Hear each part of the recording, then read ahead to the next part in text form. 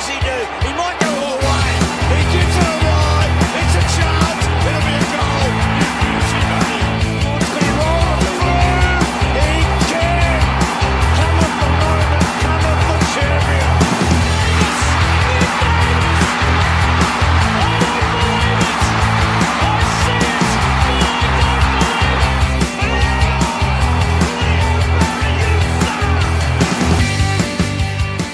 AJ is back, and like him, the Swans are back on the winners list. 3 rounds to go, 3 wins. That's the equation. You are listening to the Swans Blog's SwansCast, the #1 Sydney Swans fans podcast. In this week's episode, we will review the Swans' last gasp victory against Collingwood at the SCG on Saturday night. We'll give you our Sunday champion and villains, discuss a selection of players, and review the Swans' unbelievable 2-point win. I'm Justin Mitchell, and with me is SwansCast regular Heather. Heather, you were at the game on Saturday. You told me that you actually booked this in advance. How far in advance did you book the game? Oh, look, really 4 or 5 weeks ago when we were going pretty well, and I have to say I was beginning to regret my decision for making that booking, given that it involved an airfare and a hotel, because obviously we haven't been going too well in recent weeks. So it was a very, very timely return to form by the Swans, because I certainly felt like that I got a bit of a double whammy of joyousness, really, what with the Alex Johnson comeback and, of course, seeing the Swans beat the dreaded Pies. Yes, now last year, I suppose you might remember this. I know quite a few of the Swans fans do remember this, and I remember this vividly. Collingwood actually did us in by 1 point at the SCG. It was horrible. That was one of the low points of our 0-6 start to the last season. I remember on that game, after that game, I was so distraught that I think I sat up for about an hour after the game had finished with the lights off and the television off, just staring out the window, pondering the horrificness of the world that I was living in, because I couldn't conceive of having gone down to Collingwood in that fashion. So yeah, that was it was sort of a nice turnaround from that perspective. Yeah, you're not wrong. You certainly weren't the only one. I do remember that game from my own perspective of the umpiring interpretation of holding the ball or prior opportunity was changed literally overnight. And the first quarter was some of the scrappiest football I've ever seen from Sydney, where they just dropped the ball as soon as they were touched. Mostly because the weekend before, they were being pinged as soon as they got tackled with the ball. So AFL did the midweek memo and they changed the rules, but looks like every week they're changing something, Heather.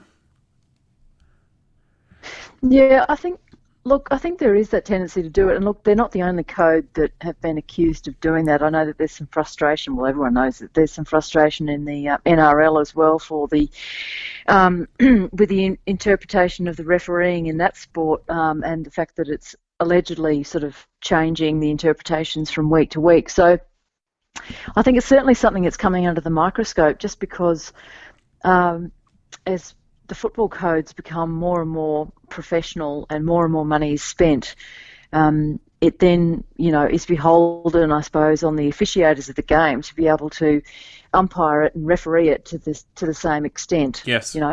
And it's not always happening like that. So I sometimes get the feeling that the umpires in our game are just sort of half a step behind, and I do have some sympathies for them, because umpires aren't well loved anyway. No, they're not. And then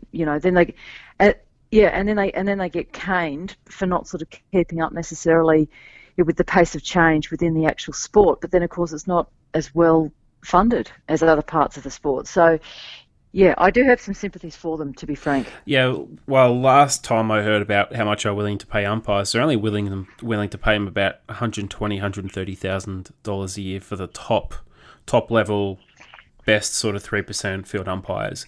And when you think about it, 120 and 130 really isn't that much in these days. There's going to be a lot of listeners as well, who would earn under that. But when you look at accommodation, travel, things like that, 120, 130 gets eaten up pretty quickly in today's economy.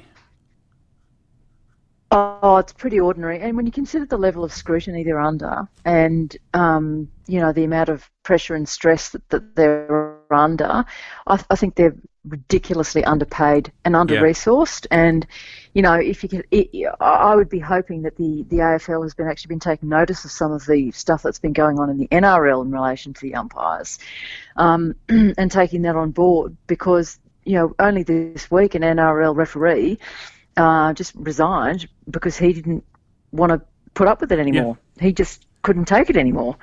I would hope that they're learning some lessons from that, and perhaps looking at sort of resourcing it, that part of our great game, sort of more adequately, because little bit more on umpiring and some umpiring decisions later in the show, Justin, to drop a hint about a particular decision. But I'm sure that's something that our friends at the AFL are thinking about closely. Especially with what happened also on Saturday afternoon, Saturday night. So, more to come about that. Now, obviously, top of the agenda, Swan Alex Johnson, fan favourite, club favourite. He's finally made his long-awaited return to AFL. You could almost call it an AFL debut. That's how long it has been. Now, St Kilda player Freeman, I can't remember his first name, he finally made his... Nathan? What's that, sorry? Nathan Freeman, that's right. His name. He finally made his debut after 5 years, and he was drafted back in 2012-2013 when Alex Johnson first injured himself. So he's had 5 ACL reconstructions, 12 surgeries, almost 6 years between games, and he's finally come back. It is an amazing journey, and to cap it all off, he had a pretty good game. He actually looked like he wasn't sort of out of AFL level of depth or anything. He looked like he'd been around for a bit, so... I was, I think there was a lot of sort of anticipation and just joy from spectators from just in seeing him run out. And of course, everyone had everything crossed, every digit crossed, that he would get through the game unscathed. But I think that most people would have been pleasantly surprised at his ability really to match it at the top level when you consider that he is heavily underdone in terms of match practice, and he has had such an incredible sort of story in relation to his injuries, behind him. So to see him actually come out, I mean, I did see a bit of an interview he did with Channel 7 where he said that for the first few minutes he was running around like a headless chicken. And we did see a couple of clangers. I think it's fair to say we did see those, but... in general, I totally agree with you, Justin. I think that he matched it in the AFL, and when you consider they put him on Mason Cox, now he's giving away 4 inches, probably more than that, maybe more. On Mason Cox, and really he more than held his own, and he made some good contributions. And really, when you look at that sort of game and you think, geez, what could he do with another sort of half a dozen more matches under his belt, I reckon he will definitely be, if he can maintain his health and his fitness, he will be a fixture in the Swans team next season. I think that's just a testament to his will and his character and his ability to just get all the way back to top level football, and not only that, not look like a charity case, but actually be a really solid contributor. I'm not quite sure we're going to see that blistering pace that he had earlier in his career. But one thing he did change was his, his physique, because he actually looks quite a lot more solid and a lot more muscular than he did 6 years ago. So that's what 6 years in a gym will do for you, of course. So... Yep, 100%. And I do note that John Longmire made the point of saying at the press conference that he gave earlier this week that, that AJ had received selection, through merit. He had knocked on the door and he was chosen because he deserved to be chosen. I would note that probably the absence of Grundy helped him, get a leg up back into the team. But I think it was important. I think John Longmire and the coaches knew that if AJ was going to be selected, he had to be selected in order to make an actual contribution to the team. It couldn't be some sort of, charity selection because everyone, felt sorry for him. If he was going to make it, had to be on absolute merit, and he certainly achieved that. Yeah, he certainly did, and as the game wore on, he did look a bit more fatigued later on in the game. I think they made the change of Aaliyah onto Cox in the last quarter, and Cox just got the better of Aaliyah on one lead when the change was actually made. But fortunately, he had 2 shots and he missed both of them in the last quarter, so that was pretty critical for the Swans for him to actually miss those shots. But all in all, Cox really didn't have much of an impact, and I think that has to go down to both Aaliyah and Johnson doing a really good job on him. But look, let's now move on to Sunday champions and villains. Now, speaking of Alex Johnson, I believe you might have a Sunday champion everyone's aware of? Well, I couldn't really go past Alex Johnson as the Sunday champion because, I mean, let's face it, if you are a Swan supporter, you were on board with this story. How could you not be on board with this young man who has shown really powers of perseverance and dedication and resilience in the face of really incredible adversity and very, very poor luck too, because as you might recall, at one point, because he developed an infection as a result of having one of these operations, it wasn't a case of whether Alex Johnson could come back to football. It was a question of whether he could play any kind of sport again, because his actual physical health was in serious jeopardy, and he was rushed off to hospital to be treated at one point. You know, to come back after five, that's 5 people, anterior cruciate ligament reconstructions, is incredibly remarkable. And look, totally sort of unrelated here, but I've got a daughter who plays netball, and she did her ACL, and she had a knee reconstruction last year, and it's serious business. It is, you know, it's the whole thing, including the rehab, just for an average person is full on. So this man has done it 5 times and has come back and has been able to compete at the best level again. I mean, it's no wonder that he received a hug from every single player on the field just about, and why people, you know, who didn't know him were in tears, because it's a truly remarkable story in sport. And you know, all power to AJ. He's my champion because, you know what, if you're having a really bad day or you feel like you've, you know, haven't done your best in your local fun run, I mean, just stop and think about what that young fellow's been through. 100% agree. And look, Daniel Mental came back, I think, a bit over 2 years ago now. And he came back from 4 ACL reconstructions as well. So there was an interview back then when Daniel Menzel came back, and he even spoke about Alex Johnson and the impact that he had had. And Alex Johnson, late last year, earlier this year, also spoke about the role Daniel Mental had had and his comeback to AFL, and how it was still serving as inspiration for him and gave him belief that he could also come back and still play.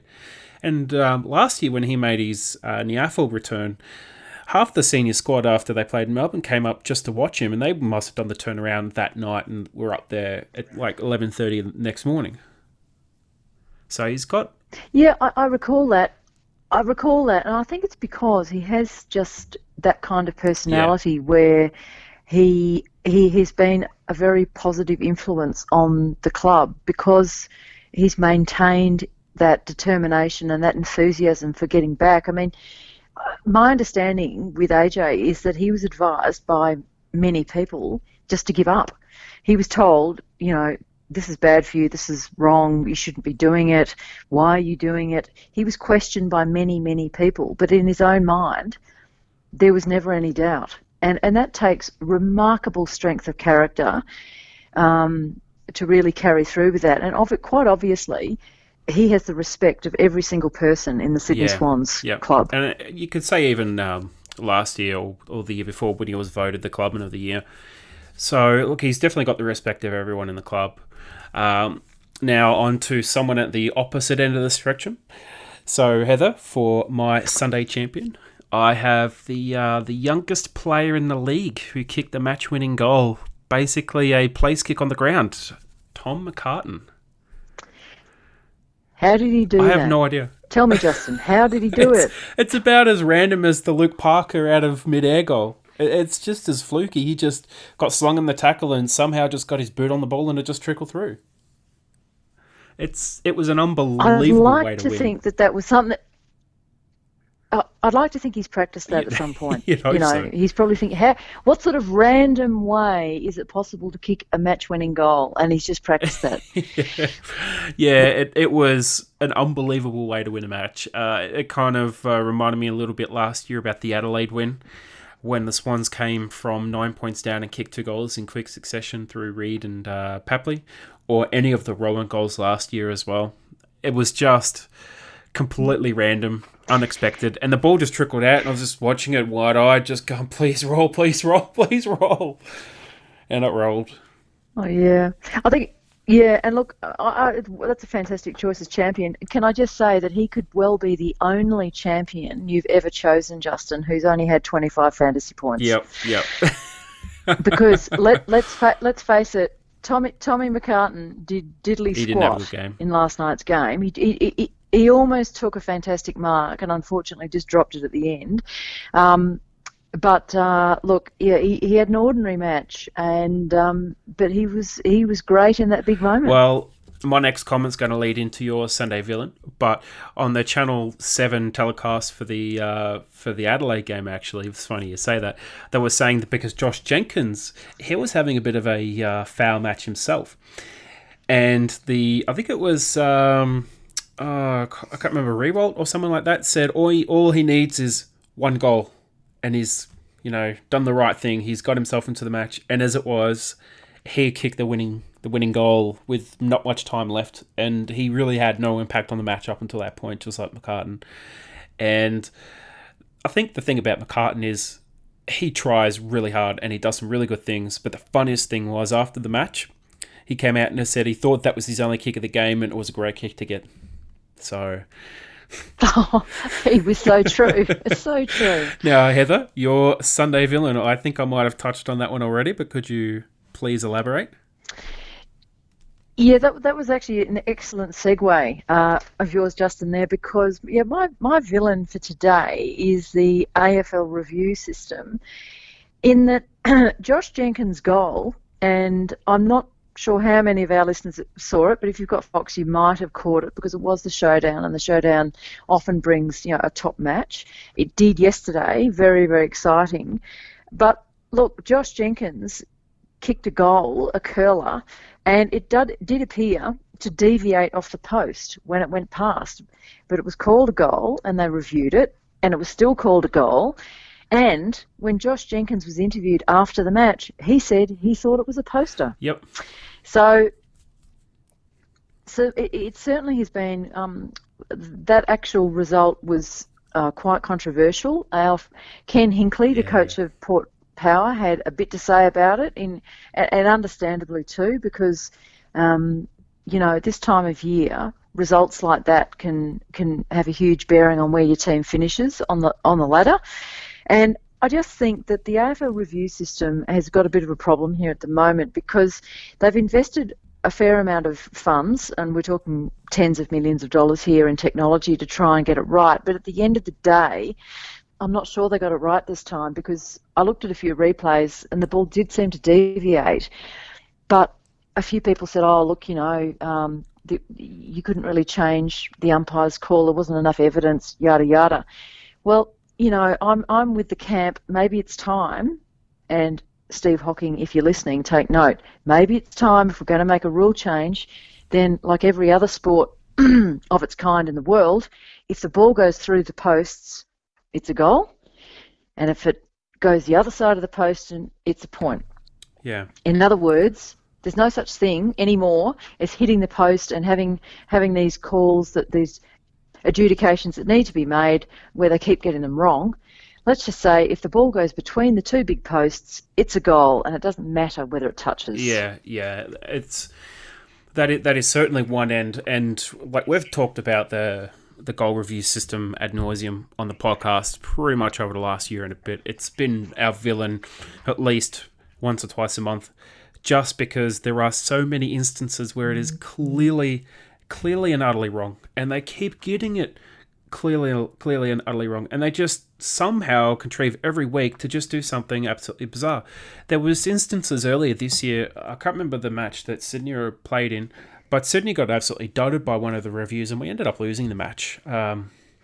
Was that the North Melbourne match? That was an Isaac Heaney The North goal. Melbourne match, wasn't it? Oh, it could have been. I think so. Yep. And Isaac Heaney kicked that goal, and he knew it was a goal, and and he got. They overturned it after the play had restarted. It went back to the middle. The ball went up. Play had started. They stopped it and called it back. I don't know what they're doing there. That is like clearly interrupting and interfering with the play. They've made a ruling. The ruling is done. And I think that's why Steve Hocken came out and said at the time, do not do that again. But they shouldn't even have the power to do that in the first place. I just think there's issues with the way that the game's been governed, such as they're just not considering these circumstances. They're going, oh, well, I mean, we'll just review it. Okay, what happens then? Oh, I don't know. Well, so we just get these mid-season, I guess, situations where it just becomes absolutely bizarre and confusing to even the most passionate supporter or even the most, I guess, objective supporter or just follower or watcher, that people just get confused because there's no consistency, and consistency is what upsets people. If it's consistently bad, but it's consistent, then okay, you can cop it. But if it's just random, if it's a random decision every single time, it just infuriates and upsets people. That's what drives people away. Yeah, that's true.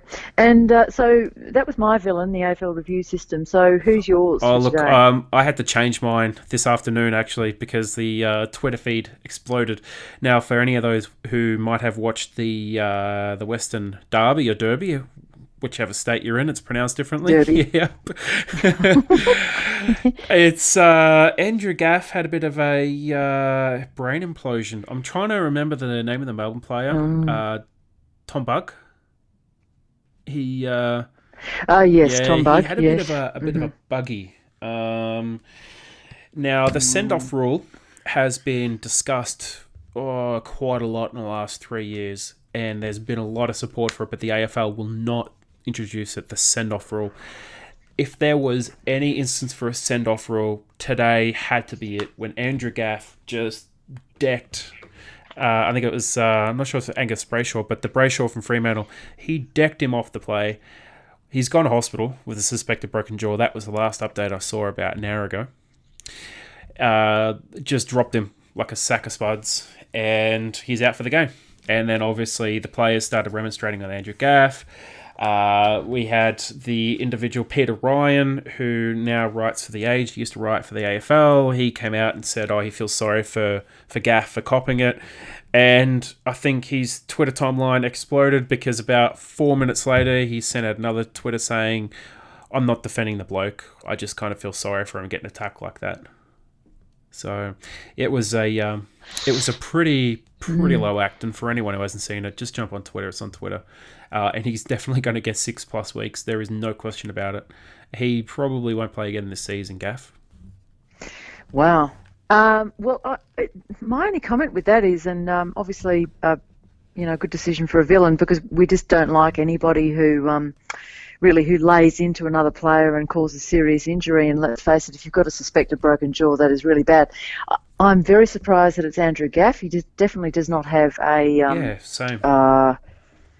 A bad rap sheet in that regard, but sometimes these pressurised games, these matches where it's a local derby, however you call it, whichever state you're from, it's a local derby, so there's a bit more heat in it than normal. But in this day and age, there is absolutely no excuse for thuggery on a football field. I'm sorry, but some of the acts of the past are just, you can't get away with them anymore. Yep. And I'm constantly being surprised when these kinds of things happen again, because it just seems to be, how do they think they can get away with it? I mean, I'm still sort of getting used to the fact that our friend from GWS, the forward, Jeremy Cameron, who came back and played his first game back today, I'm still trying to get past the fact that I think he got 5 matches. I thought he deserved 8. And so Gaff looks like he's set for a long stint on the sidelines, and that's to the detriment of his teammates. Yeah, it is. It really is. You know. Look, we've got to go back to Barry Hall. I mean, we had Barry Hall doing this, and he was... I'm trying to think other players. Yeah. In my time of following the Swans, I really can't remember anyone else other than Barry Hall who ever went the biff.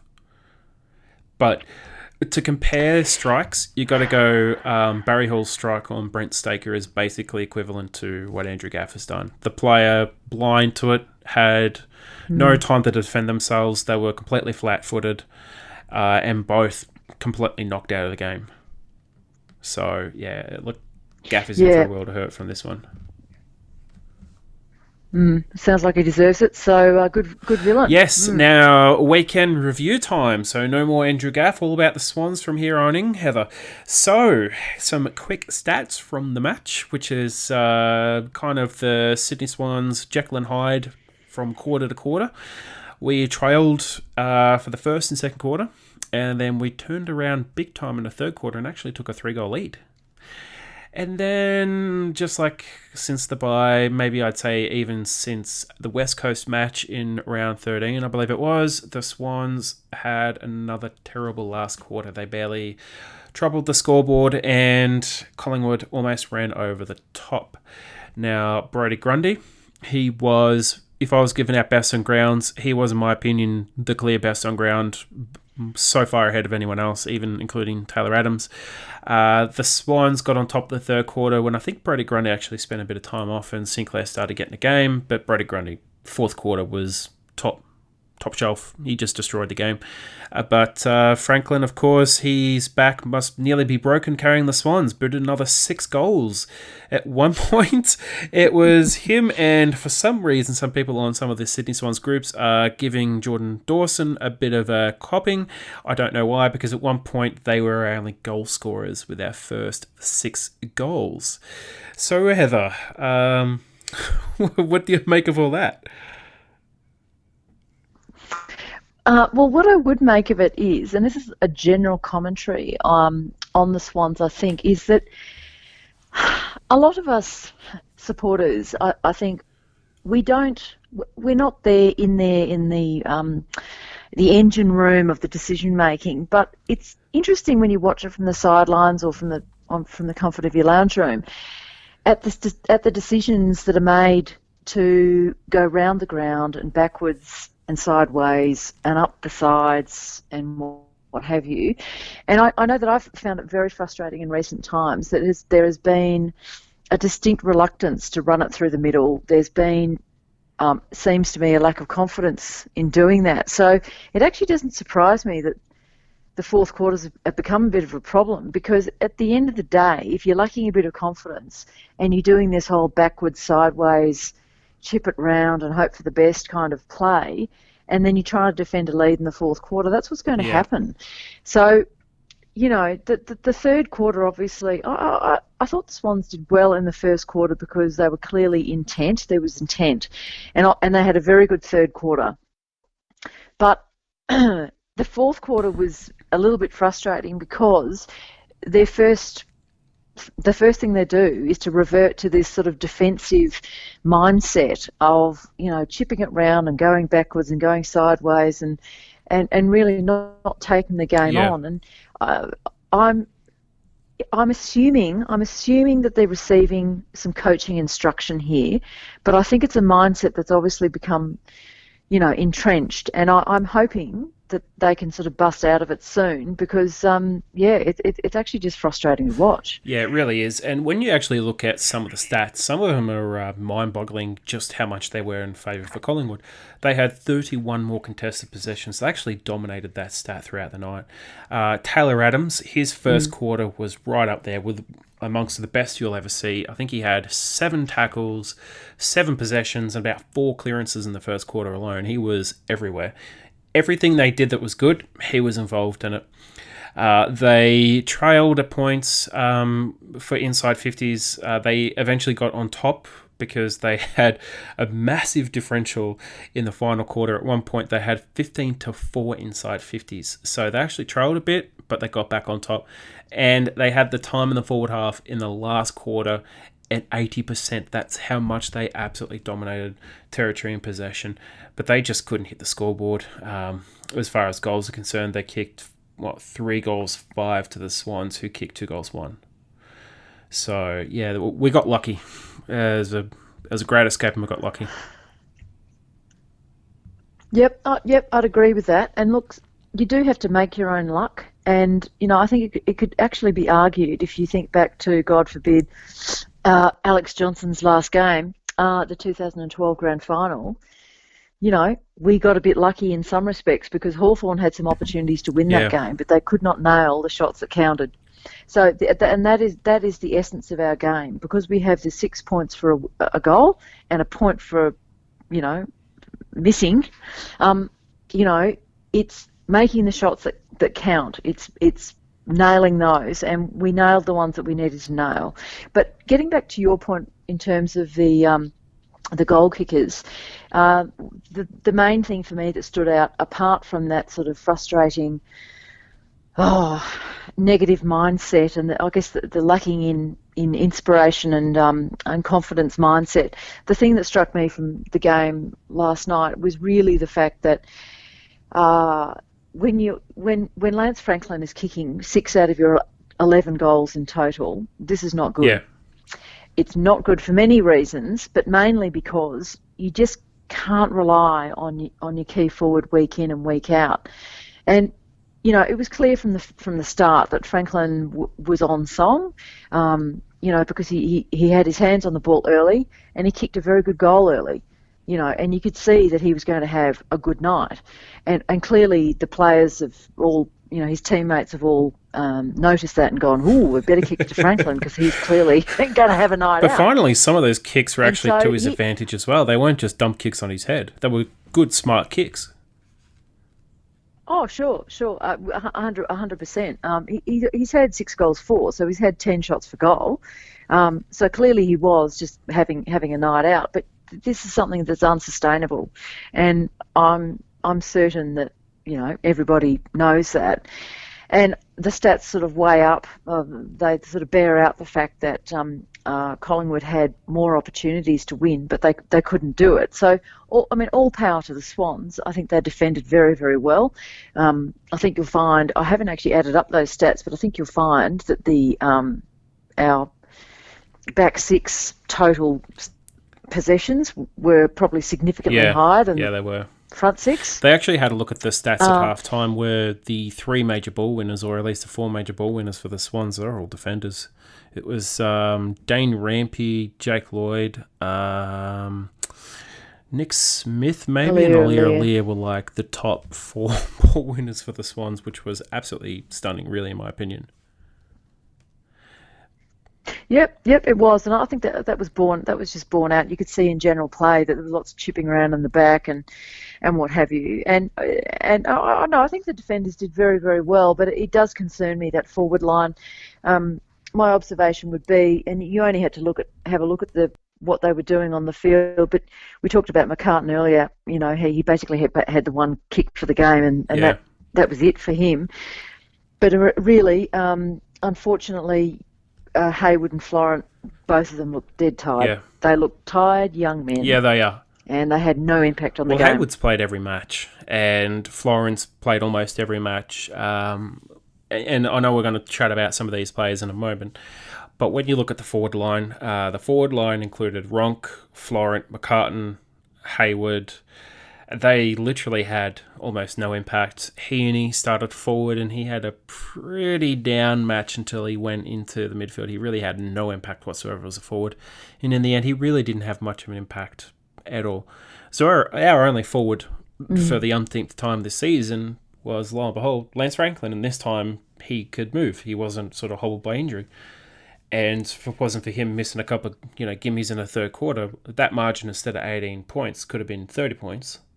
And the Swans could have been, out of touch at the start of the fourth quarter when Lance kicked his 6th goal of the game. So, if there's ifs and buts and whatnot. Yeah. So. Yeah, and without wanting to be overly negative, I think it is. All power to the Swans for getting home in that match. That was a top effort.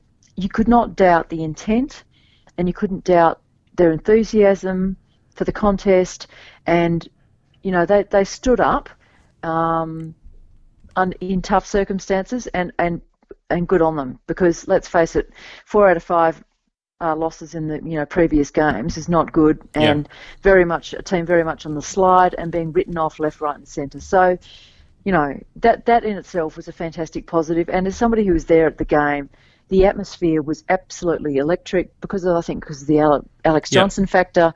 And it was fantastic to scream for my team. And if I've got a bit of a scratchy voice at the moment, I'm happy to have it, because it was great. It was a great way to finish. Great way to finish. Now look, Lance Franklin was Sydney's best player, I would say, but I'd say Aaliyah was probably the Swans' second best, or maybe even the best, or certainly most consistent. His form since he came in the side has been unbelievable. I know we've talked about him quite a few times before, Heather. I believe you know my position on Aaliyah, that I was very, not disappointed, depressed maybe, but not quite sure why he wasn't getting games, because his form in 2016 showed that he was elite pretty much. And then he's come back in. He's just been elite. Since he came back in, he's been one of the best defenders in the league. But he had 7 intercept possessions. He also had 6 1%ers. He took 12 marks. That is just phenomenal for a defender. He was absolutely massive, and when the game was right on the line, he was up there doing his absolute best. And he also finished with 350 metres gained, so there's nothing to sneeze at, and 4 rebound 50s. So, again, another sublime performance by Leah. Yeah, he's been great since he's been made his return into the team. He has been an absolute shining light. He's been, even in the losses, he's been really the good news story out of the whole thing. Everyone was delighted to see that he had his contract renewed.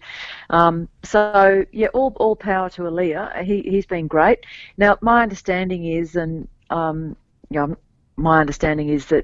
one of the issues with his delayed return to the team was his fitness. I don't know that absolutely 100%, but certainly he seems to have plenty in the tank now. So I would expect him to continue on and play out the rest of the season, whenever that may be, the end of it. But I would expect him to play out the rest of the season in very good form. And based on what I've seen so far this year, and I would say that we've got some exciting times ahead in 2019, because I think it's fair to say, and I know you would have discussed this the other night on the preview show, Justin, but I think it's fair to say that it's, highly unlikely, if not to say, that we won't be seeing Heath Grundy next season. Yeah. So Aaliyah will be playing a significant role in that back line next year, and that's a real positive for Swans fans. Yeah, and also the same for Alex Johnson. There's every chance that Alex Johnson will pretty much stay in the side, and it'll leave players like Harry Marsh and Lewis Malikan pretty much on the sidelines. They won't be able to force their way back in if players like Aaliyah, Rampy, and Johnson can not only get their form but improve it and build upon it. I mean, Grundy's even going to find a challenge to get back into the side if they're at good form. So it's interesting, and we certainly did discuss a bit of that on the preview podcast. But another player that I'd like to talk to you about, I used to be a bit of a fan of his. I've been a bit cold on him. He had a bit of a two-half performance, and that is Nick Newman.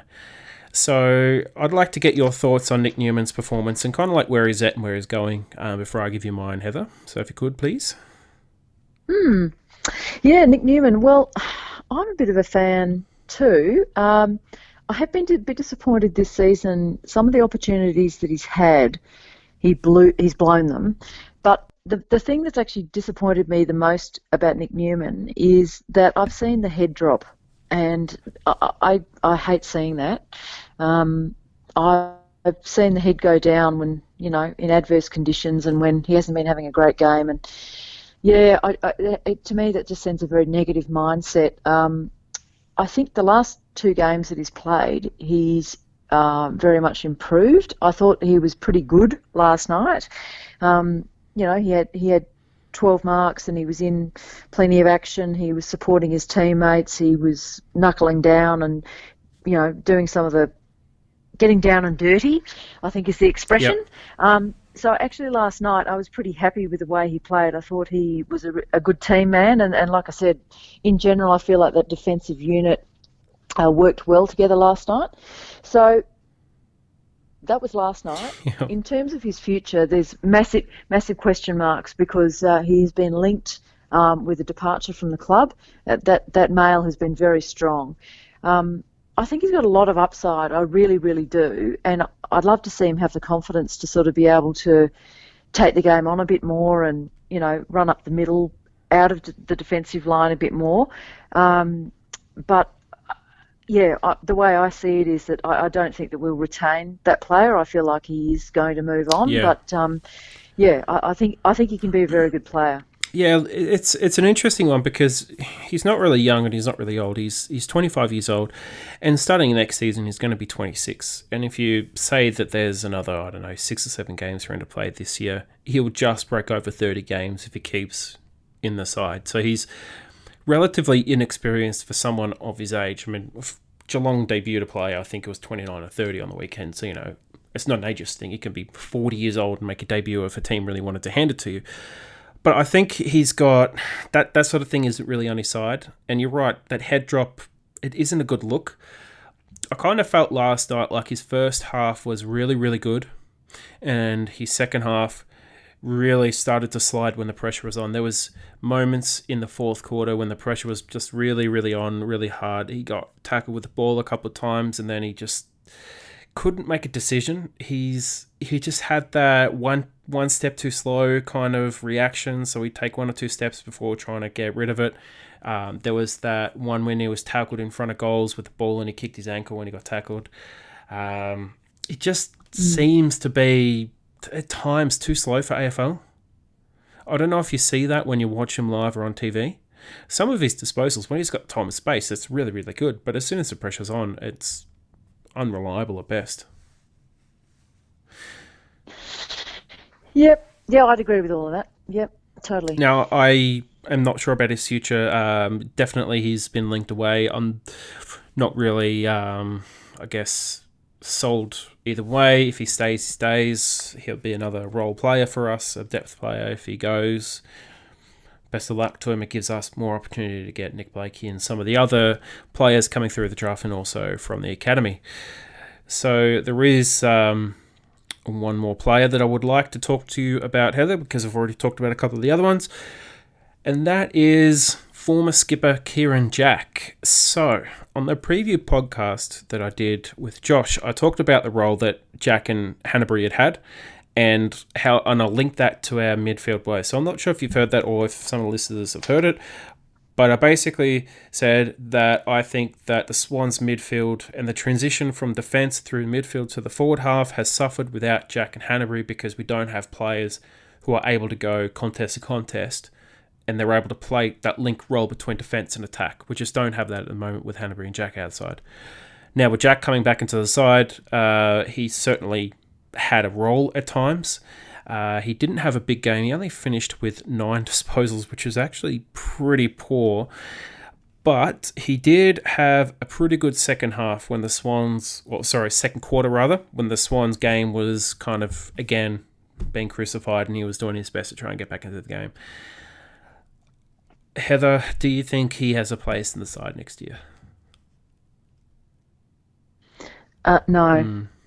And I'm very, very sad to say that because, he's a former captain. He's been a crucial player for the Sydney Swans for a lot of years. He's a player that we hold dear to our hearts because he bucked the family trend and left the game of rugby league to become an AFL player. And he's been just a magnificent servant for the club. Nobody can doubt his passion and his love and the respect. He carries the respect of all of his teammates. But unfortunately, time is catching up with him. He's not making good decisions all the time anymore. He dithers around a bit with the ball. He's getting caught with it too often. He tried his heart out last night. There's no doubt about that. And I think he, from a leadership perspective, he still wants to be able to lead and to inspire his teammates. But he's just not able to get it done as often as what he used to be able to. And I wouldn't like to guess at what his numbers are in comparison with his best years, but I would say he could be down 50%. More. And in combination with the injuries and everything, I feel like he won't be there next year. I honestly feel like he won't be there next year, and that's the way I see it. Do you think he'll stay in the side at all this year? Do you think he might even play next week or the week after?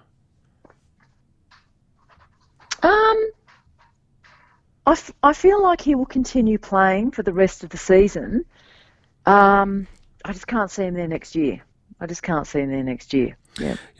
I would agree with I think, that. to be honest with you, I think the Swans have got too many injuries at the moment for him not to be in the team. To be frank, they need that senior leadership as well. They really need it. Yeah. They really do. So I think he'll stay in the team for the remainder of the year, but assuming he's not injured. And I think that's where it ends. Yeah, look, some of our midfield numbers last night, again, well down on where they should be. I'll just go through some of those midfield players. So, Florent played midfield and forward. He finished with 12. Kieran Jack finished with 9. Papley finished with 12. Ronk, I don't know why they're playing him in the positions they're playing him in, but he only finished with 10. He had another pretty poor night.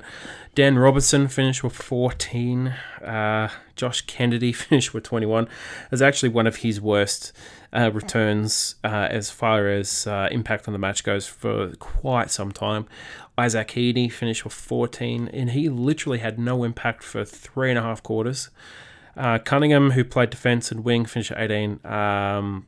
McVeigh was really good. He finished with 26.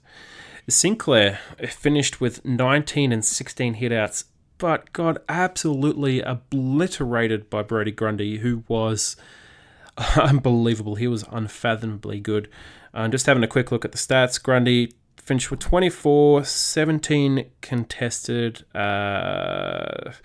He had hitouts, 57 hitouts, and I think at one point, he finished with 19 hitouts to advantage. So he had more hitouts to advantage than Sinclair had hitouts for the match. Brodie Grundy was enormous last night, and look, enormous in every way, because he's got a big backside and a big body, and my God, that man is on fire. He's had a wonderful season. How is he not the All-Australian ruckman? I know Channel 7 and Fox. Oh, because Big Maxi Gawn have had a big season. But Max Gawn just doesn't have the impact on games that Grundy has. When Grundy wasn't out there, or at least he was on the bench in the third quarter, you could see how much of an impact he had on the team. He's off the ground, the team automatically stops winning the ball. They stop getting the ball, the Swans get on top. When he's back out there, bang, they're on top, they're winning the ball out of the middle, Taylor Adams is killing it, Pendlebury starts getting into the match, the Swans are on the back foot. And they almost run away with a win on the back of Grundy. So when the Brownlow votes come, it's going to be 3-2 Collingwood, guaranteed, 100%. Yeah. No, Brodie Grundy was absolutely magnificent last night, and so he was tapping the ball behind him. He kicked, he roved his own ball and kicked a goal at one point. In fact, another goal, and another one just sort of another one went through for a point, but he could have had 2 goals in exactly the same way. He was absolutely tremendous, and he completely lowered Sinclair's colours.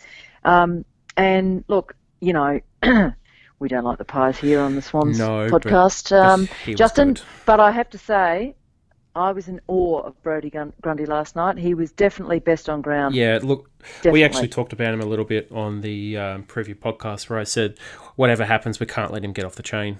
And what happened? He got off the chain. And he killed us. He almost single-handedly killed us. It was that goal that he got against Sinclair in the ruck when probably the 20th short throw-in of the match came in, and he just swatted Sinclair aside like he wasn't even there. It was as if he was rucking against Luke Parker. Just see you later, goal. Yeah, no, he was great. He was great. Look, I think this is the Swans cast, not the Pies cast. So we'll continue on from that.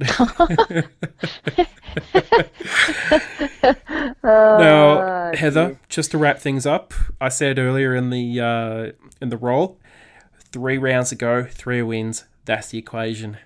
Now, we have some pretty difficult games coming up, one could say.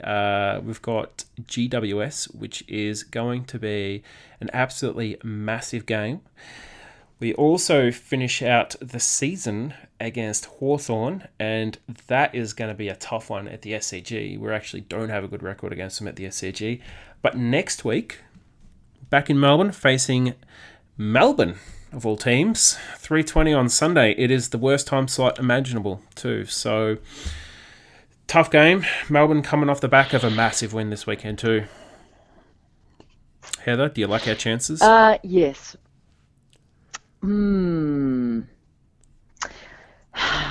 Brodie Grundy versus Callum Sinclair.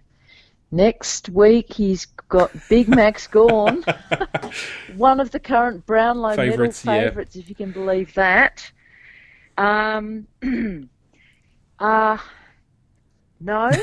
don't like their chances, but here's the deal, Swans fans. Here's the deal. Sydney Swans need to win at least. They need to win 14 games because their percentage is so poor. We're currently on 12, need 14. So we have to win minimum 2 out of 3. Yes. So actually next week is one that we really need to target, I think, because the following week the game versus GWS is at Spotless, and then we've got Hawthorn at the SCG. Well, we actually play all the teams we've above got to target us. Melbourne. Yeah. Well, the thing is, Melbourne and Sydney are both on 48 points. So if we can beat them, we go above them, no matter what their percentage is. And their percentage is a lot better than ours, way better than ours. They've actually got the second best percentage in the top 8, the second best in the competition. But that's not going to matter for anything if we beat them. And then we play GWS, which is 2 points above Melbourne. But I'm just having a very, very quick look at next round. GWS host Adelaide. You never know. You never know. That could quickly become something. And Hawthorn also hosts Geelong. So you never know. I mean, we could actually be back in the top 4 by the end of next round, especially with Port Adelaide hosting the Eagles and Collingwood hosting the Lions. And the Lions almost pulled off one of the great wins of the season. Well, I think what's been very obvious this season is that while it appears that Richmond is, pretty much sitting alone there up the top and looking pretty good for another premiership, I think what is very obvious is that there is a lot of parity with a lot of the other teams. So a lot is going to change over the next 3 weeks. And I feel like that it's very, very even from 10th up right through to second position. So I think that, Swans fans don't give up hope. Let's just sort of see what's going to happen from here. But I think it's going to be a lot about recovery. We don't know in relation to Franklin, is he going to be able to back up and play well next week? There's quite a few X factors there, but I don't think it's time to give up hope. I think we just got to, keep the faith and keep our fingers crossed and really, just look forward to. We have had a pretty good time down in Melbourne in recent times in terms of good performances. So we just have to hope potentially that Big Maxi Gorn, I don't know, what do you reckon, a big dose of gastro or something in the coming week? Hey, just please, something, anything. Bit of E. coli, yeah, no worries. Just let me know what restaurant he eats at. Slip some not so fresh steak in there. Last time we love you, Sinkers. I know, we do love but you. Last time he played Gorn, he got absolutely bathed. He received a football lesson last time they played. So yeah, look, it's really interesting. Most of the top 8 teams actually play each other, or the top 10 or 11 teams. They all play each other before the end of the season. So it looks like 14 wins could be enough to scrape into 4th place. So destiny is in the Swans' hands as far as things go. Oh, 100%. And I know, like you, Justin, I will be having one red eye and one white eye all week, and we'll be thinking positive. We'll be thinking positive thoughts. Yeah, absolutely. Now, the funny thing is, we were in top 4 one round ago. If results actually go our way and we do beat Melbourne, we could actually be back in the top 4. Now, that would just be Weird, isn't it? Freaky and weird, beyond all measure. So look, it's the weirdest season I've known.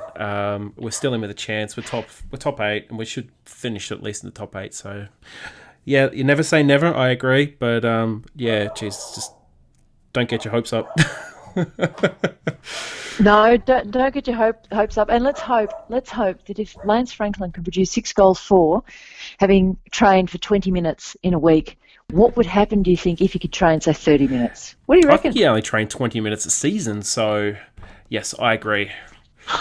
It was some ridiculous stat that they're putting out. I think it's like 20 minutes. He's only trained for 20 minutes in the season, so yeah, that would be great if he just comes out and he can train again, because it means his foot's getting better. I'm sure. Look, I feel like there's a bit of hyperbole there, but look, we're all fans of Big Lance. So look, let's hope he can back up, and they give him all the rest that he needs, and he can come out and have another blinder next week. Well, another thing that popped up as a stat, which goes to show just how ridiculous this season is, came at the towards the end of the match. He's only 5 behind. I think he's only 5 behind in the Coleman. Yep, 4 even. 4. 4. I think Big Ben Brown from North Melbourne, I think he's on 54 goals, and Franklin is on 50. So, yeah, that's remarkable in itself. It's a very low total for 2 Coleman, first and second place getters at this point of the season. Yep, and given the fact that he actually has a good record against 2 of the 3 teams he's coming up against, and they don't really have really good defenders for him, if the Swans can turn things around, he might even turn things around himself. So, yeah, another come-from-behind Coleman medal win would be a pretty good end of the season for Franklin, I think. Yep, agree. Totally agree. But anyway, Heather, thank you so much for coming on for this week's episode. It's been a pleasure having you on once again. An absolute pleasure to be on, and a pleasure to be at the SCG last night. It was really great fun. Oh, no doubt. And hopefully the MCG will be rocking through 20 p.m. on Sunday afternoon. And the Swans, if they can get it done, you just never know. Well, that's it for tonight's episode. As always, guys, we are on Facebook, Twitter, and Instagram with the tag The Swans Blog. You can get in contact with us during the week with the hashtags SwansCast, and for our Thursday preview show, SwansCast Extra. Until next time, go Swans.